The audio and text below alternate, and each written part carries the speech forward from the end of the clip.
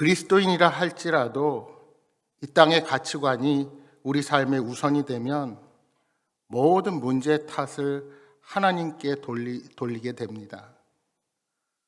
말하자면 모든 문제의 원인이 하나님께서 나를 위해 일하지 않기 때문이라고 불평하게 되는 겁니다. 그러한 불평의 근거를 세상에 믿지 않는 사람들, 특히 악한 사람들과 비교하는 것입니다.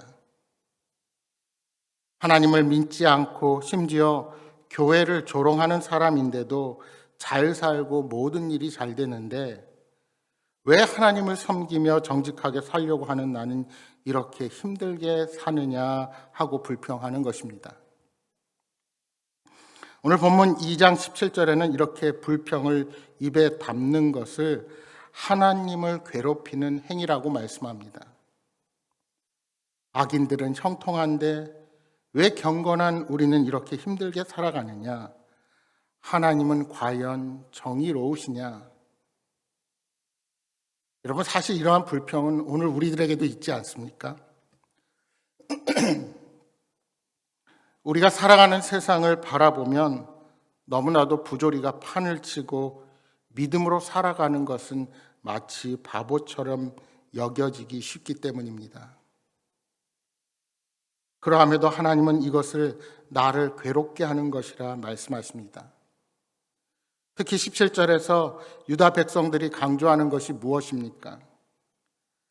하나님이 악한 일을 하는 사람을 좋게 보신다는 겁니다. 주님께서는 그런 사람을 기뻐하신다 말합니다. 이것은 자신들이 이방 여인들과 결혼한 것을 두고 꾸짖으시는 하나님에 대한 항변이라 할 수 있습니다. 말하자면 이런 말입니다. 세상에는 하나님이 심판하지 않으셔서 악이 번성하고 악인이 득세하는데 이방 여인과 결혼하는 것이 그렇게 하나님을 괴롭게 한 것입니까? 하는 겁니다. 그러니까 이는 유다 백성들이 얼마나 하나님을 가볍게 여기고 죄악에 대해 무감각해졌는지를 알게 하는 말씀입니다. 하나님께서 그렇게 우상숭배의 문제점과 하나님을 떠난 조상들의 결과가 어떤지를 지적하셨는데 그 역사적인 사실을 망각하고 자신들을 위하는 하나님을 오히려 부담스럽고 괴롭히는 존재로 생각한 것입니다. 하나님은 이러한 그들의 탄식을 들으시고 뭐라고 응답하십니까? 너희가 원한다면 내가 사자를 보내고 너희가 원하는 정의의 시대를 열어주시겠다고 말씀하십니다.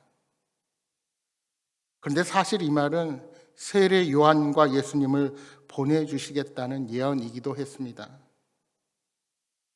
그런데 문제는 무엇입니까? 3장 2절 말씀입니다. 그가 임하시는 날을 누가 능히 당하며 그가 나타나는 때 누가 능히 서리요? 그는 금을 연단하는 자의 불과 표백하는 자의 재물과 같을 것이라. 이스라엘 백성이 원하는 대로 정의를 바로 세우면 과연 누가 그 앞에 설 수 있겠느냐 하는 겁니다.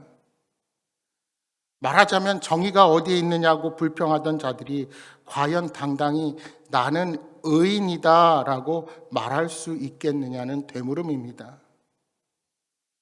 하나님은 그들을 금이나 은과 같이 연단하여 깨끗하게 하시겠다고 말씀하십니다. 이는 뜨거운 불에 달구고 망치로 내리치는 고통스러운 과정입니다. 따라서 하나님의 정의가 바로 세워지는 날에 하나님께 불평했던 자들로부터 심판대 앞에 서게 될 것임을 말씀하십니다. 여러분, 우리는 왜 불의한 자를 심판하지 않으십니까? 라고 부르짖기 전에 과연 우리 자신이 하나님 앞에 의로운 모습으로 서 있는지를 점검해야 합니다. 하나님 앞에서 정의를 부르짖고 왜 당장 심판하지 않으시냐고 말하려면 우리는 죄가 없다고 확신하거나 죄값을 치를 각오가 되어 있어야 합니다. 하지만 우리는 스스로 이 죄의 문제를 해결할 능력이 없었습니다. 그래서 그 죄값을 내 대신 우리 주님이 십자가 위에서 담당하신 것입니다. 4절 5절 말씀입니다. 그때 유다와 예루살렘의 봉헌물이 옛날과 고대와 같이 나 여호와께 기쁨이 되려니와 내가 심판하러 너에게 임할 것이라.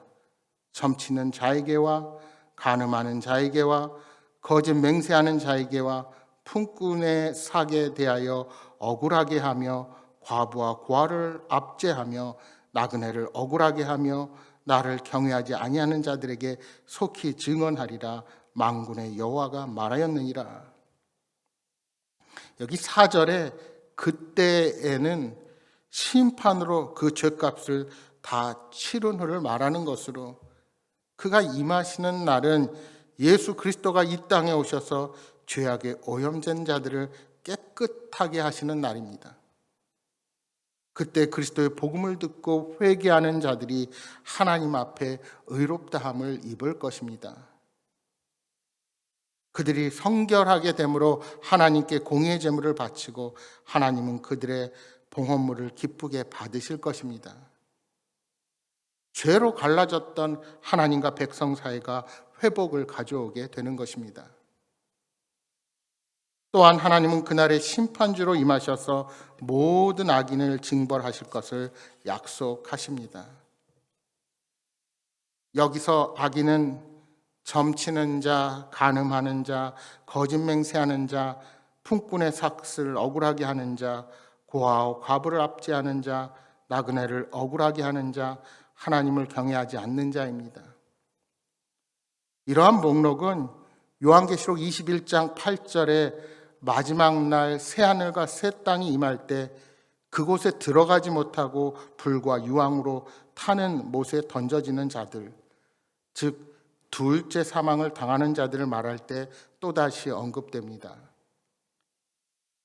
그리스도께서 심판주로 임하실 약속은 재림으로 예수님이 이 땅에 다시 오실 때 성취되게 될 것입니다.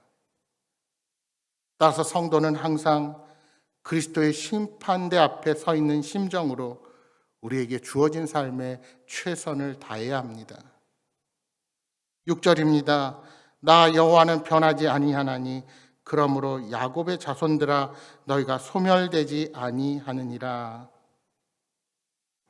하나님은 변하지 않는 신실한 분이십니다. 따라서 우리는 함부로 왜 하나님이 공의를 바로 세우지 않느냐, 왜 악인들이 득세하느냐, 하나님이 어디 계시느냐라고 함부로 말할 수 없습니다.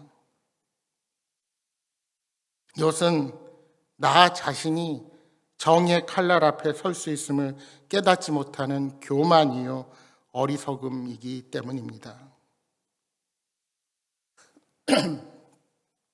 새로운 정부를 앞두고 청문회가 시작되었는데 시작부터 파행입니다.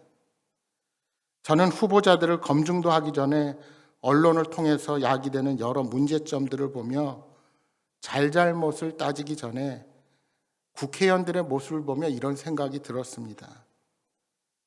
결국 사람은 그 누구나 허물이 드러나기 마련인데 그것이 내 편이냐 다른 편이냐에 따라서 이렇게 도덕적인 잣대가 완전히 달라지는구나 하는 생각입니다. 그런데 여러분, 그것이 바로 죄인인 우리 자신의 모습입니다. 우리가 아무리 씩씩거리고 정죄하지만 하나님 보시기에는 모두가 50보 100보입니다. 여러분, 하나님이 심판의 날을 미루시는 이유는 당신의 백성이 소멸되지 않게 하시기 위함입니다. 아직 회개하지 않는 자들에게 돌이킬 기회를 주시는 것입니다. 하나님은 결국 악인들을 심판하실 것입니다. 사실 악인들이 형통한 시간은 하나님의 심판의 숯불이 그 위에 쌓이는 과정에 불과합니다. 결국에는 자기가 행한 일들이 다 드러나서 조롱당하면서 자기가 쌓았던 돈과 명예가 오히려 자신의 추함의 증거가 되는 상황을 겪게 될 것입니다. 따라서 우리는 하나님의 때를 기다리는 지혜가 필요합니다.